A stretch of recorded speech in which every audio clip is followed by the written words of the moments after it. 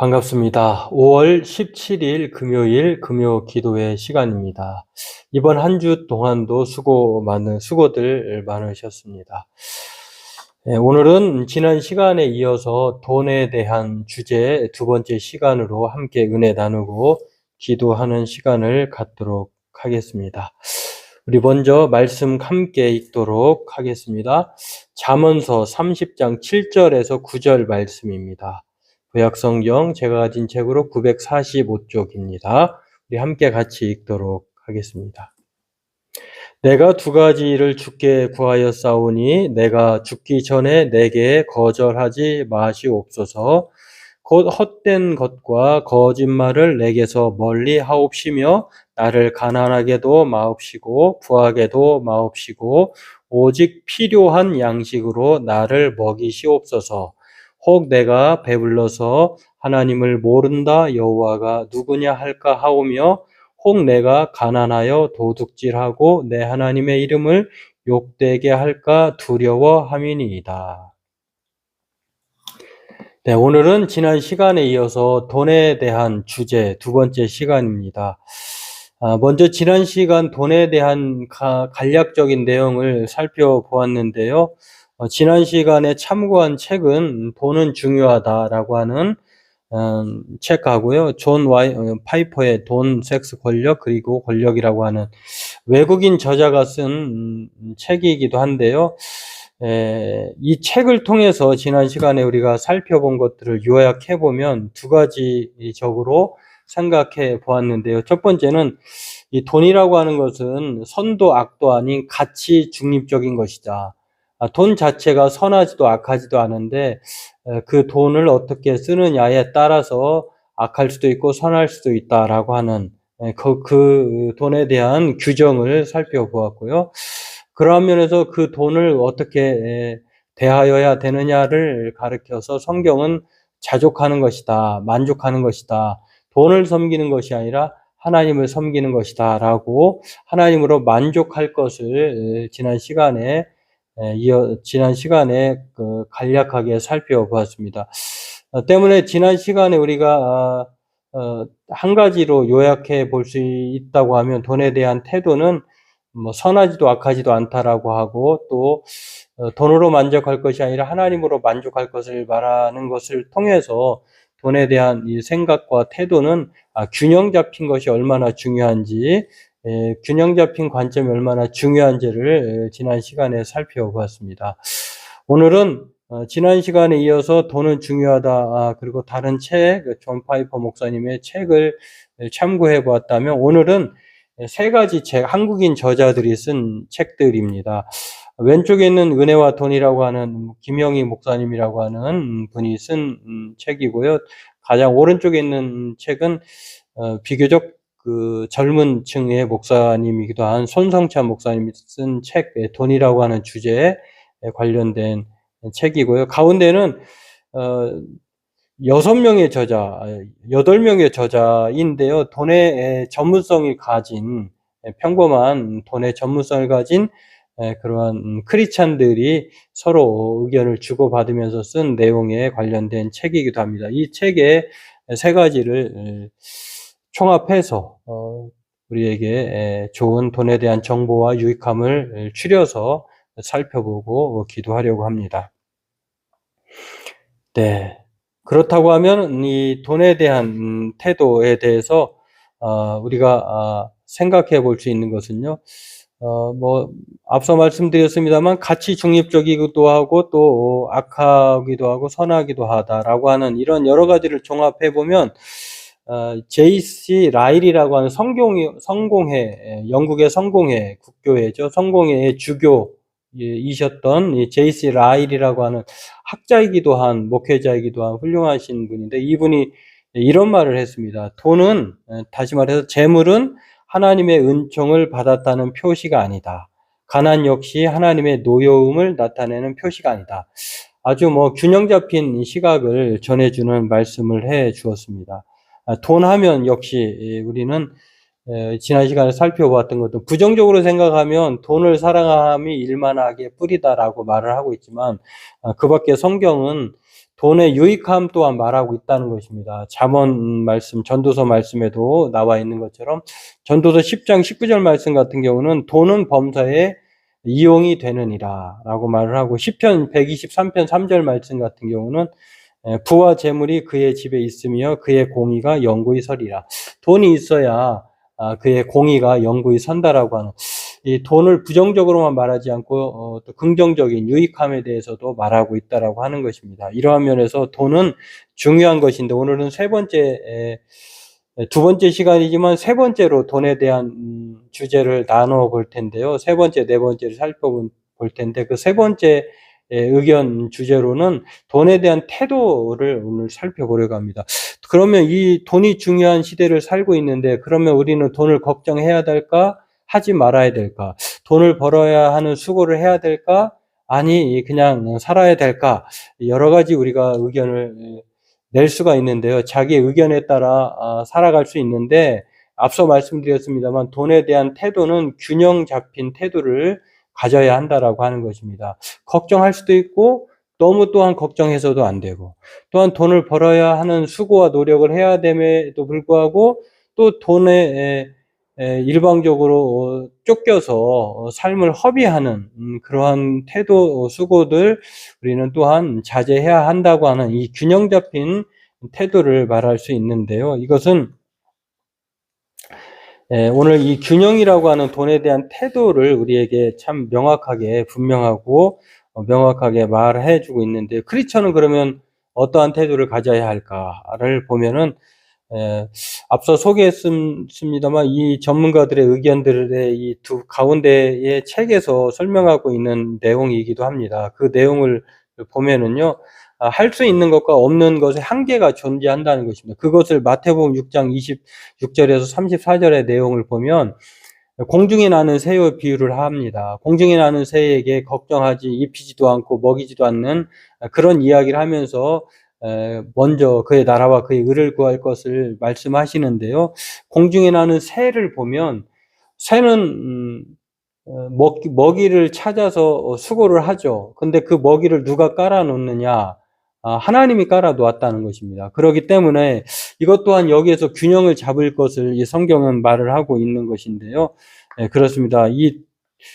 하나님께서 우리에게 물질 세계를 살게 하셨기 때문에 돈이라고 하는 수단, 그래서 가장 힘든 질병 중에 하나가 돈맥경화라고 하는 말에 이를 정도로 돈이 돌아야, 돈이 없으면 그 정도로 살기 힘든 세계를 살아가고 있는데, 그러한 면에서 우리가 읽은 본문 잠언 아굴의 고백이기도 합니다만, 우리는 때로는 정말로 이 물질 세계에 살고 있는 한 돈을 걱정하지 않도록, 많지도 또 없지도 않는, 많아서 하나님을 부인하지 않는, 적어서 또 하나님에 대한 원망을 하지 않도록 이렇게 적절한 균형을 요구할 것인데, 이러한 돈에 대한 태도에 대해서 우리는 어떻게 해야 될까를 마태복음 6장 26절 34절을 통해서 말을 하고 있다고 하는 것입니다. 그렇게 되는 것이죠. 그런데 공중에 나는 새를 보라는 것입니다. 심지도 거두지도 않고 창고에 모아들이지도 않는다. 참 이 태도를 보면 물론 자기가 수고해서 돈을 버는 것 같지만, 그러나 수고하도록 벌 수 있도록 그 모든 환경, 그 다음에 그러한 전반적인 보이지 않는 그 힘을 우리에게 누가 주셨느냐를 보면 우리 그리스도인들은 하나님에게 돌려야 한다라고 하는 것입니다. 그 하나님이 모든 것들을, 먹이를 심지 않고 거두지 않도록 그렇게 놓으셨다는 것입니다. 그런 상황에도 그러면 새는 아무것도 안 하느냐? 그렇지 않다는 것이죠.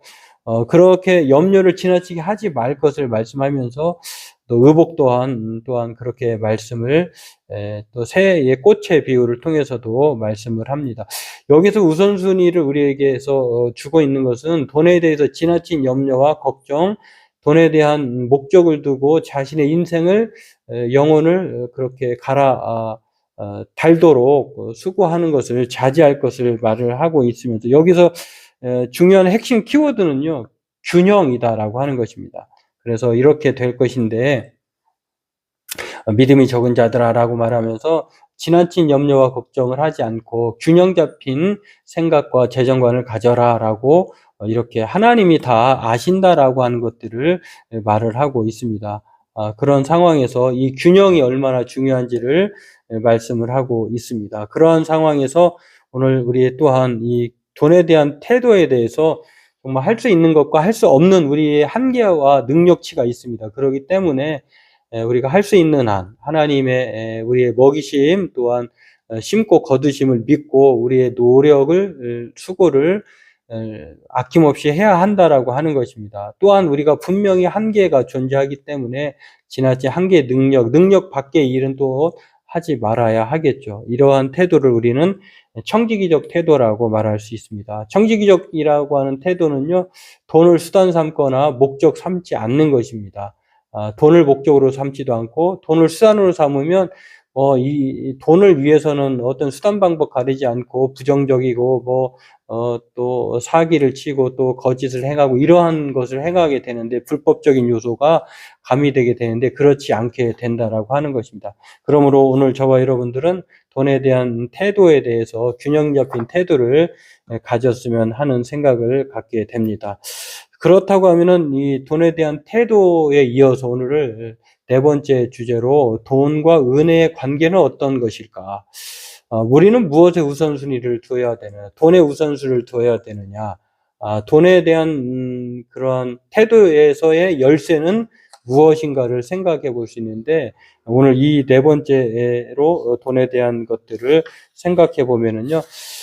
먼저 세상 사람들, 성공한 사람들의 돈에 대한 핵심을 우리가 알 수 있는 이 네 가지 사실들이 있습니다. 이것들을 보면은 돈은 벌어야 한다. 그냥 주어지지 않는다. 돈은 억압과 속박으로부터 자유를 주는 것이다. 자유를 위해서는 돈이 필요하다. 돈은 목적이 아니고 수단이다. 자유를 얻기 위한 꿈을 성취하기 위한 도구이다. 돈을 따라가지 않고 돈을 다스린다.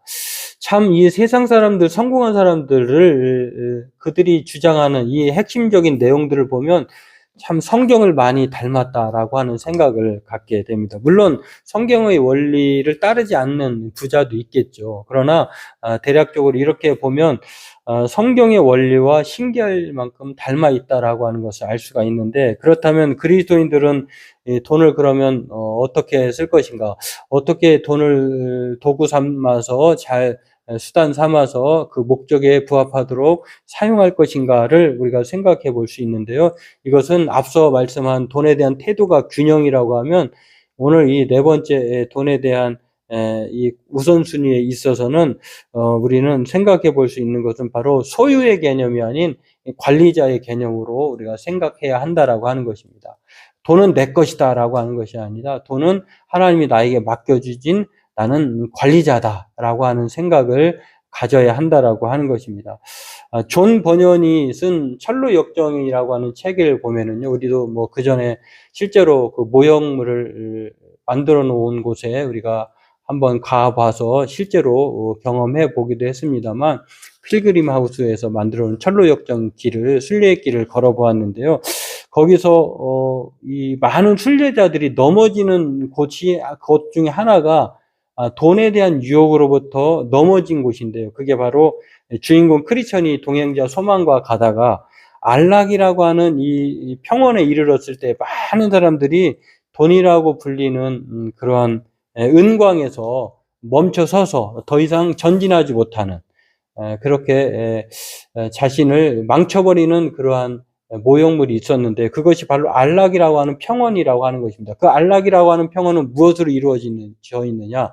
은광, 다시 말해서 돈으로 이루어졌다라고 하는 것입니다. 거기에서 그러면 돈에 대해서 누가 거기서 안내자로 있느냐를 볼 때에 유혹에 손길을 펼치고 있느냐를 볼 때에 데마라고 하는 사람, 세상을 사랑해서 자신을 바울을 떠나버린 데마를 통해서 말을 하고 있는데요. 데마가 거기서 별로 힘들지도 않고 많은 재물을 얻을 수 있다라고 유혹을 합니다. 뭐 그렇게 힘들게 살아? 뭐 그렇게 고생스럽게 살아? 라고 많은 힘을 들이지 않아도 많은 재물을 얻을 수 있다라고 하면 유혹하는 사람이 세상을 사랑하고 떠난 데마로 이렇게 나와 있는데요. 지나가는 순례자들을 유혹을 합니다. 거기서 존 버니언이 설명을 하는데 뭐라고 설명하냐면 전에도 이 길을 가던 사람들 중에 더러는 희귀한 금속인 은을 보려고 옆길로 들어서서 은광의 입구까지 가까이 다가섰다가 그만 발밑에 디딘 땅이 꺼져버리는 바람에 죽거나 혹은 불구자가 되어 평생을 고생스럽게 보내는 자들이 부지기수였다. 이렇게 설명을 합니다. 돈 때문에 망한 사람들에 대한 돈의 유혹이 얼마나 큰지를 말해주는 철로 역정에서도 성경의 이야기들을 거기에 빗대어서 축약해서 말을 해놓은 것을 알 수가 있습니다. 그렇습니다. 신앙의 길을 걷다가도 돈 때문에 망한 사람들, 돈을 평안으로 위안 삼고 거기서 중단해 버린 사람들이 얼마나 많은지 모릅니다. 결국 파멸과 멸망에 이르게 된다라고 하는 것입니다. 지난 시간에도 살펴봤습니다만 우리가 돈이 죽음 앞에서는 아무런 힘을 발휘하지 못한다고 하는 사실. 그러한 면에서 욥의 고백, 우리가 적신으로 아무것도 가지고 온 것이 없는 자로서 또 아무것 또한 가지고 갈 수 없다라고 하는 오직 하나님만이 영광을 높임을 받으셔야 한다고 하는 욥의 고백이 정말 필요한 이 시대를 사는 우리가 아닌가를 생각해 보게 됩니다. 이러한 면에서 돈에 대한 아주 그 우선순위를 바로 정립하고 있는 사람이 다윗입니다. 다윗이 역대상 29장 10절에서 16절 성전을 지으려고 하면서 모든 재료들을 구별하고 구비해 놓고 또한 그가 하나님의 은혜에 감사하면서 고백할 때에 그가 역대상 29장 10절에서 16절에 고백을 하는데요. 정말 하나님께만 영광을 돌리면서 모든 것들이 다 하나님께 속하였다. 이렇게 말을 합니다. 모든 만물의 주권을 하나님께 인정하고요. 또 그 모든 것들로 말미암아 하나님께 부와 귀화가 주께로 말미암고 주께로 돌아간다라고 하는 정말 균형 잡힌 물질에 속하지 않고 하나님께 속한 자로서의 고백을 하는 것을 알 수가 있습니다. 이 고백이야말로 청지기적인 고백, 소유자의 개념이 아니라 관리자의 고백을 그가 하고 있는 것을 알 수가 있습니다. 그렇다고 하면 우리는 이 돈과 은혜의 관계에 있어서 우리는 무엇을 앞세워야 되느냐? 돈 앞에 우리는 무력하지 않기 위해서는 늘 항상 하나님의 은혜를 먼저 앞세워야 된다라고 하는 것입니다. 문제는 돈이 아니라 은혜가 문제라고 하는 것입니다. 없어서 못 드리는 것도 아니고 있어서 많이 드리는 것도 아니라 정말 없든지 있든지 간에 하나님 앞에 그 은혜라고 하는 생각을 하게 되면 우리가 자족할 수 있고 또 가난해도 부하에도 살아갈 수 있다라고 하는 것입니다. 그런데 돈이 전부다, 돈이 은혜보다 앞서게 되면 있든지 없든지 간에 살아갈 수 없다라고 하는 것입니다. 때문에 오늘 우리 삶에 있어서 가장 이 돈 문제 앞에서는 먼저 은혜가 다윗이 말하고 또 아굴이 고백하고 욥이 고백했던 것처럼 하나님의 은혜가 먼저 우리 삶의 바른 재정관의 우선순위로 두어야 한다라고 하는 것입니다. 돈이 아니라 은혜가 열쇠라고 하는 사실이겠죠. 오늘 저와 여러분들도 이 돈에 넘어지지 않기 위해서는 항상 하나님의 은혜를 먼저 생각해야 한다라고 하는 것입니다.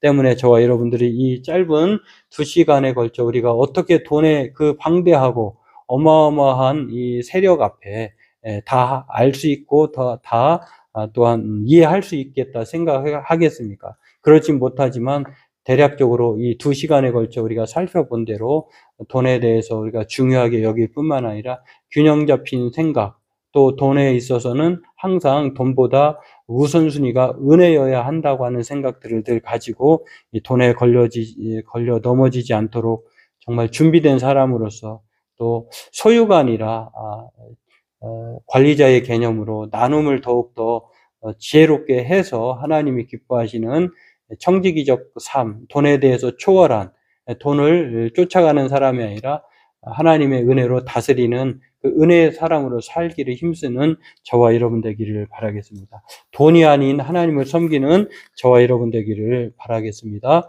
오늘 이러한 것들을 생각하면서 우리 하나님 앞에 돈에 속한 사람이 아니라 하나님께 속한 사람으로 살게 해달라고 또 살면서 하나님 가난하게도 마옵시고 부하게도 많은 정말 균형 잡힌 그러한 소박한 은혜로 사는 우리가 되게 해달라고 그렇게 기도하는 저와 여러분 되기를 바라겠습니다. 우리 각자 기도하도록 하겠습니다.